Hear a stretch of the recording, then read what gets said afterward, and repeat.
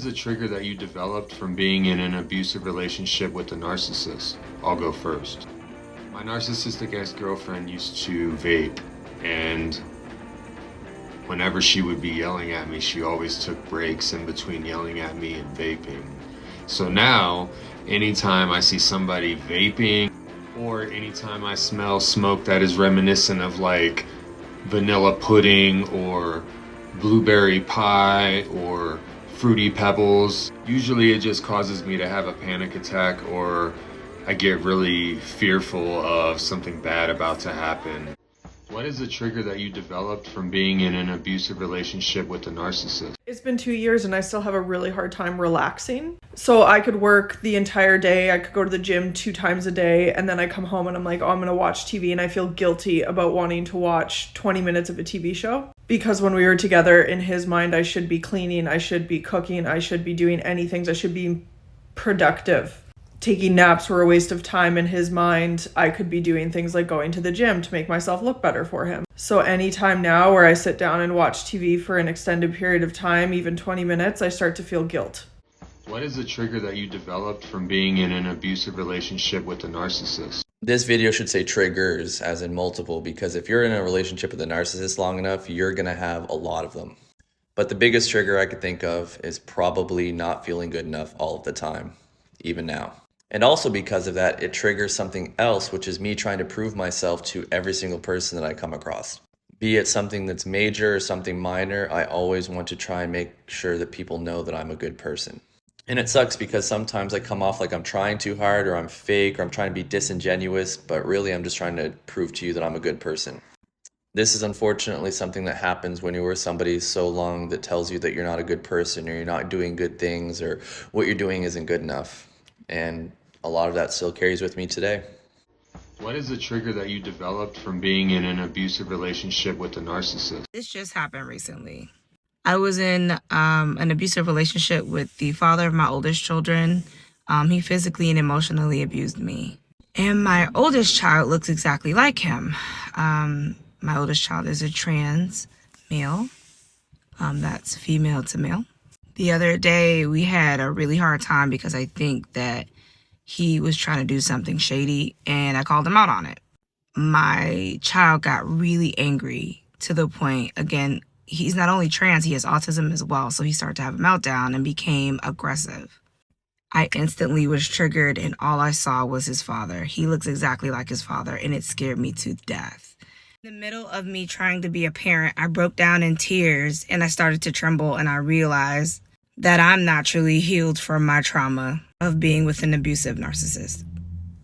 What is a trigger that you developed from being in an abusive relationship with a narcissist? I got this one. So my ex would use the silent treatment as a form of punishment. He would leave me on red for hours. He would not talk to me at the house. When I would come home and tell him about my day, he would get up and walk out of the room, or talk to me through the kids. For example, go ask your mommy if she's going to make dinner tonight. So now, anytime I don't get an immediate response back or text, or someone takes too long to reply or respond to me, I automatically think I'm getting ignored, and anxiety sets in, and I start overthinking and wondering, how long is this going to last? Why am I being ignored? Emotional abuse is real. What is a trigger that you developed from being in an abusive relationship with a narcissist? I've done a ton of healing, so I don't have a whole bunch of triggers, but this is a new one that I discovered recently. It's when strange or unknown females look at my Instagram or social media profiles, because I leave all my profiles public. And my ex-husband, all of his exes, and even his current girlfriend follow me on Instagram. So if I'm talking to a guy and their baby mama or whoever starts to follow me on Instagram or watch my Instagram stories, like, I immediately cut them off. And I don't want to talk to them no more.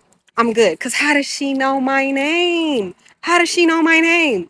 What is a trigger that you developed from being in an abusive relationship with a narcissist? Oh gosh, there's a lot. I don't know how people just have one.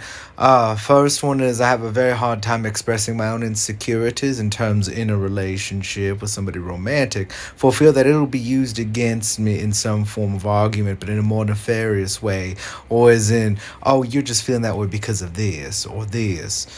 Another thing is expressing negative emotion. I have issues being able to express it and tempering so, because I fear that it will be used against me in terms of gaslighting or that I'm being irrational. And secondly, I have a very hard time trusting people at their word. And are they saying something just to placate me or to manipulate me into a situation to see this facade they've put up in order to manipulate me into being there? Or is it true? Yeah. What is the trigger that you developed from being in an abusive relationship with a narcissist? Oddly enough, from being in a narcissistic relationship and from having a narcissistic parent, some of my biggest triggers are actually my own accomplishments. Because you want to share those with the people that you love the most and who matter the most and you think are going to celebrate you. And then you just get discarded and dismissed, and something you were excited about isn't exciting to them. And so now as an adult, I've selected a few humans that when really exciting things happen to me, I like to share it with them because I know it's a safe space and I know I'm going to get the proper praise. And I didn't learn that until I was 28 years old. Also, here's my dog looking very cute.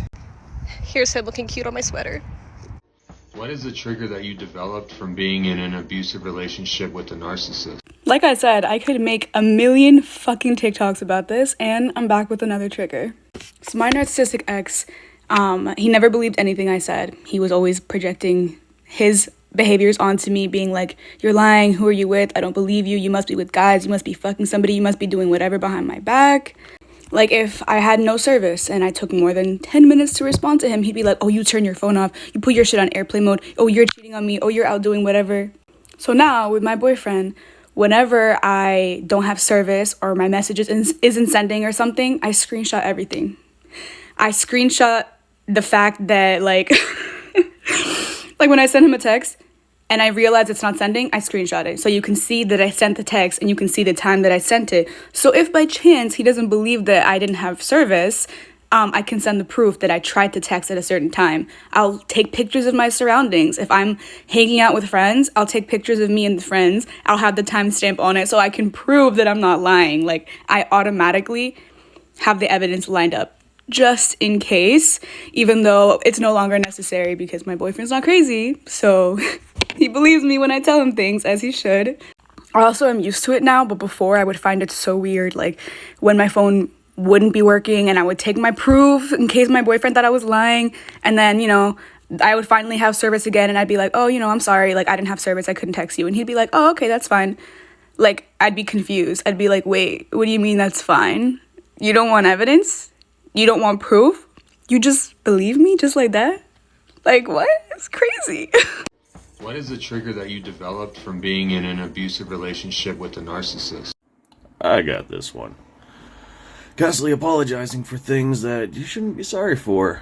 Constantly feel like you're walking on thin ice, no matter what. Slightest change in your tone. Constantly worried that I did something wrong. Always asking for permission to do things when I don't need to. Afraid to say how I feel. Afraid you're going to get upset and reject it. Those are just a handful. What is the trigger that you developed from being in an abusive relationship with a narcissist? The first 2 years of my relationship with my husband, then boyfriend, I would flinch anytime he would make a quick motion, afraid I was about to be hit. 16 years later, he's never laid a hand on me. I apologize incessantly, even when I've done nothing wrong. I have no clue how to take a compliment. And for years, when people would call me pretty, I would feel so uncomfortable and awkward, and I never understood why they would say that. I always thought it was out of pity. I never believed it could be true. I straightened my hair for 16 years because my narcissist made me believe that my curls were ugly. In fact, my husband didn't even know I had curly hair until I had my spinal surgery, and I wasn't able to lift my arms to blow dry my hair and straighten it. But he loves my curls, so I kept them. For the longest time, I didn't think I was somebody that could be loved until I was really loved. And now I know I deserved it all along.